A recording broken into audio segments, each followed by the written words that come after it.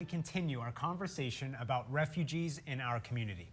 Now, last week, Kelsey introduced you to a woman who escaped the Somali civil war to live in peace here in Boise. And this morning, we'll show you one group who wants to see the vetting process revamped. He says he wants Congress to be in charge of the refugee resettlement here, not the UN. We have to maintain our culture. And some people, that's not important to them, but it is important to me. Our culture goes back to our... It was my hope to come in the United States. That hope, dream, came true in October of 2016 for Naima Samatar. Now, her hope is to be joined here by her husband, who's still in Uganda, where she lived for years in pain, including malnutrition, while in limbo. So hot. Yeah. So hot. In order to come to Boise, she spent almost a decade in process, waiting for her chance to come to America. According to the White House, that vetting process includes several interviews with the United Nations and Homeland Security. More than one background check, including a screening through databases for terrorist or criminal activity, several fingerprint screenings, a review at the U.S. Immigration Headquarters, a check for contagious diseases, a cultural orientation class, and one final screening before coming to America. It's a system, though, some say is broken. We love all refugees. We love all, immigrants. We're all immigrants in some way or another from our history, but we really do have the right to protect ourselves, and there's nothing wrong with protecting ourselves because the vetting process is broken. Talking with me in our state house, Kelly Nielsen stands up for our rights here in America. We have escaped like a bird from the fowler's snare.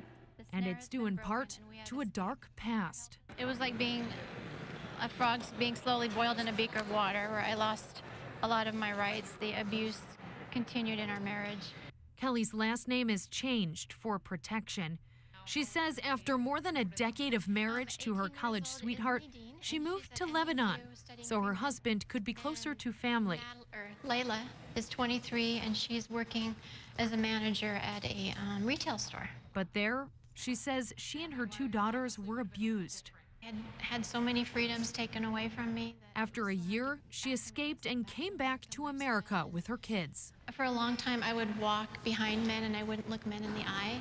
She eventually gained custody of her daughters, and then she wrote a book describing her ordeal. This is an artist's rendition of me taking off the veil of oppression. She's now a part of the group Act for America. Well, Act for America is the largest nonpartisan, grassroots, nonprofit organization in America just to protect our national security. And it's pro-women, it's pro-Constitution, and it's pro-securing our borders. Tom Howie co-chairs the Idaho chapter. It's a great cause. He says thousands are a part of this group across Idaho. They're worried about religious exemptions in the Gem State. A religious concept has a criminal content to it. Where do we, in our principles, stand against that? And wants a cap to be put on the number of refugees allowed in our country. Once an Arab country has the majority vote, you might say, that can turn and bring in Sharia, then it operates completely by Sharia law. And Howie has a proposal. No elected official, government official from Idaho is part of that process in the state. He says he wants Congress to be in charge of the refugee resettlement here, not the UN. We have to maintain our culture. And some people, that's not important to them, but it is important to me. Our culture goes back to our founding fathers, our forefathers, and on the roots of the documents that they built this nation upon.